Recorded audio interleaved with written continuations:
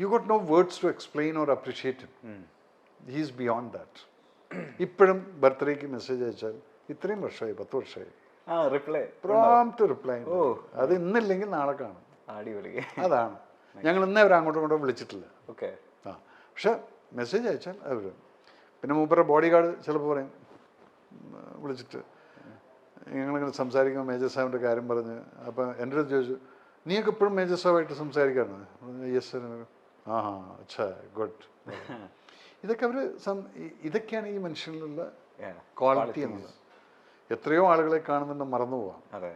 But they will make you to keep remembering him. Great. ഇനി അടുത്ത ആള് സാറിൻ്റെ അത്രയും ക്ലോസ് ആയിട്ടുള്ള ഫ്രണ്ടാണ്. ഈ പറയുന്ന പോലെ സാറിൻ്റെ ജീവിതത്തിൽ ഒരു വഴിത്തിരിവ് ഉണ്ടാക്കിയ ആളാണ്. ഇതൊന്നും ഫസ്റ്റ് ഫിലിം സംഭവിക്കുന്നതും അദ്ദേഹത്തിൻ്റെ ഫിലിമിലാണ്, പ്രിയദർശൻ. എനിക്കറിയാം ചില സമയത്തൊക്കെ നിങ്ങൾ തമ്മിൽ ചെറിയൊരു സൗന്ദര്യ പ്രശ്നമൊക്കെ ഉണ്ടായിട്ടുണ്ട്, ഇടകങ്ങളൊക്കെ ഉണ്ടായിട്ടുണ്ട്. പക്ഷേ പ്രിയദർശൻ സാറിനെ പറ്റി പറയുന്ന സമയത്ത് ആദ്യം മനസ്സിലേക്ക് വരുന്ന ക്വാളിറ്റി എന്താ? Is my brother, elder brother. അത് ഈ പറഞ്ഞ പോലെ തന്നെ എപ്പോഴൊന്നും വിളിയൊന്നുണ്ടാവില്ല. ഇല്ല. പിന്നെ ഈസ് എ ലിറ്റിൽ സെൽഫിഷ് ഉണ്ട് പ്രിയേട്ടന്. അതിൻ്റെ മുകളിൽ ഞങ്ങൾ തമ്മിൽ ഉടക്കിയിട്ടുണ്ട്. പ്രിയേട്ടൻ ആ ചെയ്ത് ശരിയായില്ല എന്ന് ഞങ്ങൾ നല്ല ഉടക്കായിരിക്കും. പക്ഷെ പിറ്റേ ദിവസം ഞങ്ങൾ മറന്നു പോകും. അതാണ് ഒരു റിയൽ ബ്രദർ എന്നുള്ളത്. പ്രിയേട്ടനെ കുറിച്ചിട്ട് ഞാൻ പ്രിയേട്ടനായിട്ട് വഴക്കുണ്ടാക്കും. പക്ഷെ നിങ്ങൾ വന്നിട്ട് പ്രിയേട്ടനെ കുറിച്ച് എൻ്റെ അടുത്ത് എന്തെങ്കിലും പറഞ്ഞു അടി ഉറപ്പാണ്.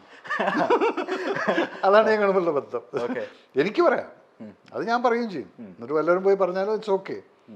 ബട്ട് അത് പ്രിയേട്ടനായിട്ടുള്ള സ്ട്രെയിറ്റ് ആയിരിക്കും. പ്രിയേട്ട ആ ചെയ്ത് തെറ്റാണ്, മഹാബോറായി എന്നുള്ളത് ഞാൻ പറഞ്ഞിട്ടുണ്ട് ഒരു പ്രാവശ്യം. അപ്പോൾ ഒന്നും മിണ്ടിയതുമില്ല. അപ്പം അത് അറിയാം. അതാണ് പ്രിയേട്ടനായിട്ടുള്ള ബന്ധം. ഇതൊന്ന് കീർത്തി ചക്രം സംഭവിക്കാൻ തന്നെ റീസൺ പ്രിയേട്ടനായിട്ടാണ്. ചെറിയൊരു ഉടക്കുണ്ടാക്കുന്നത് ഇല്ല, നടക്കില്ല. ഇതേപോലെ ഞങ്ങൾ തമ്മിലൊരു സൗന്ദര്യപ്പണക്കത്തിൽ അങ്ങ് പോകുന്നു. അത് കഴിഞ്ഞിട്ട് പിന്നെ കീർത്തിചക്ര കണ്ടിട്ടല്ലേ മൂപ്പര് കെട്ടിപ്പിടിച്ച് കരഞ്ഞുകൊണ്ട് പറഞ്ഞു, നീ എങ്ങനെടാ ഈ സിനിമ ചെയ്തത്? ഞാൻ പറഞ്ഞ ഏട്ടൻ്റെ അടുത്ത് പഠിച്ചാണ്, ഏട്ടാ അറിഞ്ഞില്ല. ഞാൻ ഏകലവ്യനായിട്ട് നിന്ന് സൈഡിൽ കൂടെ പഠിച്ചിട്ട് പോകുന്നു. ഓക്കെ. ലാസ്റ്റ് ആൻഡ് ഫൈനൽ ഒരാളും കൂടെ, പൃഥ്വിരാജ് സുകുമാരൻ. ആ കുട്ടിയെക്കുറിച്ച്, കുട്ടി എന്ന് പറയുമ്പോൾ രാജു അത്രയൊന്നും വലുതായിട്ടൊന്നുമില്ല, ചെറുപ്പക്കാരൻ തന്നെയാണ്. രാജുവിനെ കുറിച്ച് ഞാൻ പറയുന്നത് എന്താ വെച്ചാൽ, ഞങ്ങൾ തമ്മിൽ അങ്ങനെ വലിയ ബന്ധമൊന്നും ഉണ്ടായിരുന്നില്ല. പക്ഷേ രാജുവിനെ ഞാൻ കണ്ടിട്ടുള്ളത് ഫസ്റ്റ് പടം പച്ചക്കുതിര എന്തായിരുന്നു, അല്ലല്ല ഫസ്റ്റ് നക്ഷത്ര കണ്ടോ രാജു, അതാണോ? അതല്ല, നമ്മുടെ അട്ടപ്പാടിയിൽ ഷൂട്ട് ചെയ്ത്, നമ്മുടെ വിനയൻ ഭദ്രൻ സാറ് ഷൂട്ട് ചെയ്ത പടം ചക്രമാണോ? അട്ടപ്പാടിയിൽ ആ ഒരു സിനിമാ തിയേറ്ററും കൊട്ടായൊക്കെ ആയിട്ടുള്ള വെള്ളിത്തിര. ആ ഷൂട്ട് ചെയ്യുമ്പോൾ ഞാൻ അവിടെ ആ വഴിക്കൊക്കെ പോയിട്ട് ഇങ്ങനെ കണ്ടിട്ടൊക്കെ ഉണ്ട്. രാജുവിനെ അറിയാം, മല്ലിക ചേച്ചിനെ അറിയാം. പിന്നെ ഇന്ദ്രജിത്തായിട്ട്, പിന്നെ അതുപോലെ തന്നെ നമ്മൾ ഇന്ദ്രജിത്തായിട്ട് പടം ചെയ്തിട്ടുണ്ട്. ഇങ്ങനെയൊക്കെയുള്ളൊരു ബന്ധമുള്ളൂ. പക്ഷെ രാജുവിനെ ഞാൻ കാണുന്നത്, കേട്ടതും, പിന്നെ ഇതിൽ അനാർക്കലി എന്ന പടം എല്ലാം കഴിഞ്ഞിട്ട് നമ്മൾ പടം ചെയ്യുന്ന സമയത്ത് കഥ പറഞ്ഞു. ഞാൻ കേട്ടിരിക്കുന്നത് രാജു സമയത്തിന് വരില്ല, മറ്റതാണ് മറിച്ചാണെന്നുള്ള ഈ സിനിമയിൽ നടക്കുന്ന ഗോസിപ്പുകൾ.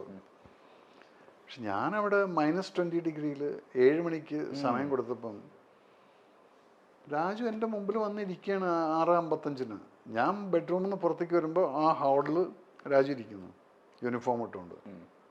ഞാൻ പറഞ്ഞു, ഇരുട്ടാണ്, വെളിച്ചമായിട്ട് മുടില്ല. ഞങ്ങളവിടെ ലൊക്കേഷൻ എത്തുമ്പോഴേ ഒന്ന് വെളിച്ചം വരുള്ളൂ, സ്നോഫോൾ ഉണ്ട്. അപ്പം അവിടെ കണ്ടിരിക്കുന്നത് നിങ്ങൾ പറയുന്ന രാജു അല്ല അത്. അപ്പം രാജുവിൻ്റെ അടുത്ത് ഞാൻ ചോദിച്ചു, നിന്നെക്കുറിച്ച് ഇങ്ങനെയുള്ള കേട്ടിട്ട്. അപ്പം എൻ്റെ അടുത്താണ്, ചേട്ടപ്പം എൻ്റെ അടുത്ത് 7 മണിയെന്ന് പറഞ്ഞു. ഞാൻ 7 മണിക്ക് വന്നു. പക്ഷെ അന്ന് ചേട്ടൻ 7 മണിക്ക് വന്നില്ലെങ്കിൽ പിറ്റേ ദിവസം കൂടെ ഞാൻ 7 മണിക്ക് വരും. അന്നും ചേട്ടൻ 7 മണിക്ക് വന്നില്ലെങ്കിൽ അടുത്ത ദിവസം പ്രതീക്ഷിക്കണം, എനിക്ക് തോന്നുമ്പോൾ വരും. ഇതാണ് ഇവിടെ നടക്കുന്നത് ചേട്ടാന്ന് പറഞ്ഞു. 10 ദിവസം കൊണ്ട് ഞങ്ങൾ അവിടുത്തെ ഷൂട്ട് കഴിഞ്ഞു. പിന്നത്തെ 22 ദിവസത്തെ പടം തീർത്തു ടിക്കറ്റ് 43. അത് ബിക്കോസ് ഓഫ് ഹിസ് ഡിസിപ്ലിൻ. അതെന്താണ്, മിലിറ്ററി സ്കൂളിൻ്റെ ബാക്ക്ഗ്രൗണ്ട് ഉണ്ട്. മിലിറ്ററി സ്കൂൾ എന്ന് പറഞ്ഞാൽ സയൻസ് സ്കൂളിൻ്റെ ബാക്ക്ഗ്രൗണ്ട് ഉണ്ട്. ആ ഡിസിപ്ലിനുണ്ട്, പിന്നെ ആ ഡെഡിക്കേഷനും ഉണ്ട്. പിന്നെ ഡയലോഗ് കൊടുത്തു കഴിഞ്ഞാൽ ഭയങ്കര മെമ്മറിയാണ്. കേട്ടിട്ടുണ്ട്. 4 പേജൊക്കെ കൊടുത്തു കഴിഞ്ഞാൽ ബ്ലാക്ക് എന്ന് പറഞ്ഞാൽ നമ്മൾ എങ്ങനോട് എനിക്കറിയില്ല അത് പറയാം. അത് ക്ലീനായിട്ട് അങ്ങ് പറഞ്ഞു പോകും. അപ്പം എന്താ, ടൈം വേസ്റ്റ് ഇല്ല. Is a very professional guy. He has to go to high. ഇനി സർ ഇന്റർവ്യൂ അവസാനിപ്പിക്കുന്നതിന് മുൻപ് ഒരു കാര്യം, ഒരു അനാവശ്യ ക്യൂരിയോസിറ്റിയുടെ പുറത്ത് മാത്രം ചോദിക്കുന്നതാ. എനിക്കറിയാം ഈ ചെറുപ്പം തൊട്ടേ ഈ മിലിറ്ററി യൂണിഫോമിനോടൊക്കെ ഭയങ്കര അഭിനിവേശമുള്ള ഒരാളായിരുന്നു. മിലിറ്ററി ഫാമിലിയിൽ നിന്ന് വരുന്ന ഒരുപാട് പേര് പട്ടാളക്കാർ. അപ്പോൾ അന്നോട്ടേ പട്ടാളം എന്ന് പറയുന്ന ജോലി, മിലിറ്ററി ജോബ് അത്രയും സ്വപ്നം കണ്ട് നടന്നിരുന്ന ഒരാളാണെന്ന് എനിക്കറിയാം. പക്ഷെ എപ്പോഴെങ്കിലും ഇപ്പം എൻ്റെ മുൻപിലിരിക്കുന്നതും ആ കരിയറിൽ നിന്ന് തുടങ്ങിയതുകൊണ്ടാണെന്ന് എനിക്കറിയാം, എപ്പോഴെങ്കിലും ചിന്തിച്ചിട്ടുണ്ടോ ആ കരിയർ അല്ലായിരുന്നു എന്നുണ്ടെങ്കിൽ, ഞാനൊരു മിലിറ്ററി ഓഫീസർ അല്ലായിരുന്നെങ്കിൽ ജീവിതം എങ്ങനെ പോയേനെ എന്ന് ചുമ്മാതെങ്കിലും എപ്പോഴെങ്കിലും ഒഴിവ് സമയത്ത് ചിന്തിച്ചിട്ടുണ്ടോ? ഞാൻ അവിടെ ബിക്കം ദാവൂദ് ഇബ്രാഹിമായിട്ട് പോയിരുന്നുണ്ട്. ആണോ? അതെന്താണെന്ന് വെച്ചാൽ അങ്ങനെ ഒരു സംഭവം ഉണ്ടായി. ഞാൻ കരീം ലാല എന്ന് പറയുന്ന ഏറ്റവും വലിയൊരു സ്മഗ്ലർ, അദ്ദേഹത്തിനുമായിട്ട് ഞാനൊരു എൻകൗണ്ടർ ഉണ്ടായിട്ടുണ്ട്. അത് ഞാൻ ഹോട്ടലിൽ ജോലിക്ക് നിൽക്കുന്ന സമയത്ത്, എൻ്റെ അമ്മാവൻ്റെ ഹോട്ടലിൽ ജോലി നിൽക്കുന്ന സമയത്ത് ഇയാളും കുറച്ച് ഗ്യാങ് കൂടെ ചാപ്പാട് കഴിക്കാൻ വന്ന് അവർ ചാപ്പാട് കഴിച്ചിട്ട് പോകുന്ന സമയത്ത് പൈസ തരാത്തതിന് ഞാൻ ആ പിറകെ പോകുന്നതിന് കൗണ്ടറിൽ പിടിച്ചു. അപ്പം അന്ന് എൻ്റെ വെയിറ്റ് ഒരു 50 കിലോ ഒക്കെ കാണുമായിരിക്കും, അത്രയേ ഉള്ളൂ, ഒരു ഞരമ്പ് പോലെ സാധനം. പക്ഷെ അത് പിടിച്ചിട്ടായാലും അപ്പോഴത്തേക്കും ഹോട്ടലുകാരെല്ലാം വന്നിട്ട് ബഹളമായി. പിന്നെ കുറച്ച് കഴിഞ്ഞപ്പോൾ ഈ മനുഷ്യൻ തിരിച്ചു വന്നു. ആ മനുഷ്യനെ പിന്നീട് ഞാൻ റെക്കഗ്നൈസ് ചെയ്യുന്നത് അന്ന് ആരും പറഞ്ഞില്ല. അത് കഴിഞ്ഞിട്ട് അങ്ങ് പോയി. പിന്നീട് എമർജൻസി സമയത്ത് 75 ഞാൻ പട്ടാളത്തിൽ റിക്രൂട്ട്മെന്റ് ട്രെയിനിങ് ചെയ്തുകൊണ്ടിരിക്കുന്ന സമയത്ത് അവിടെ ഫോട്ടോ കണ്ട് കരീം ലാല അറസ്റ്റഡ് എന്ന്. നമ്മൾ ഈ മനുഷ്യൻ ഞാൻ എവിടെ കണ്ടിട്ടുണ്ടല്ലോ അന്ന് ഒരു കൊല്ലം മുമ്പേ കണ്ടതാണ്. അപ്പം ആ അമ്മാമൻ കരീം ലാലനെ അറിയാം. ഇവർ ഒരുമിച്ചിട്ട് വന്നിട്ടുള്ളതാണ് ബോംബെയിലേക്ക്. അങ്ങനെ അമ്മാവൻ ഹോട്ടലായി, ഇവര് ടാക്സിയും സ്മഗ്ലിങ്ങും ആയിട്ടുള്ളത്, അങ്ങനെ പല വരദരാജമല ഈ ഒരു ഗ്യാങ് ഉണ്ടായിരുന്നു. അപ്പം അമ്മാവൻ എപ്പോഴും പറയാം, നീ വിഷമിക്കട്ടാ, നിന്നെ ഞാൻ ദുബായിലേക്ക് പറഞ്ഞേക്കാന്ന്, പട്ടാളത്തിൽ ഇല്ലെങ്കിലും 18 വയസ്സാവട്ടെ എന്ന്.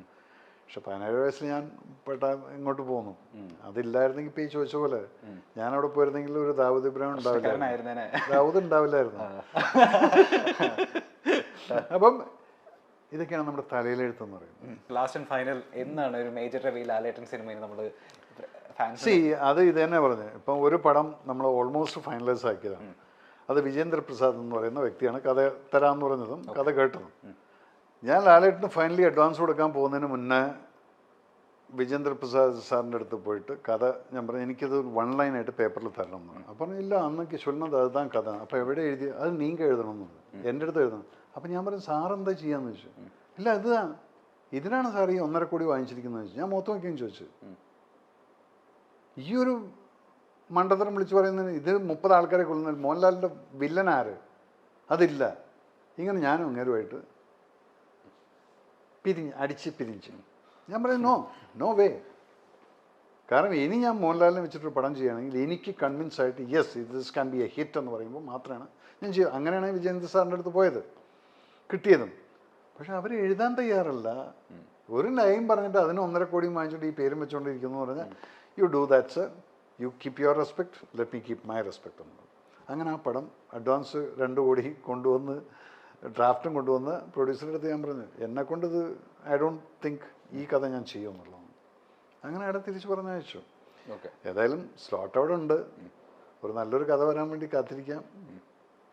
യോഗം ഉണ്ടെങ്കിൽ അത് നടക്കും.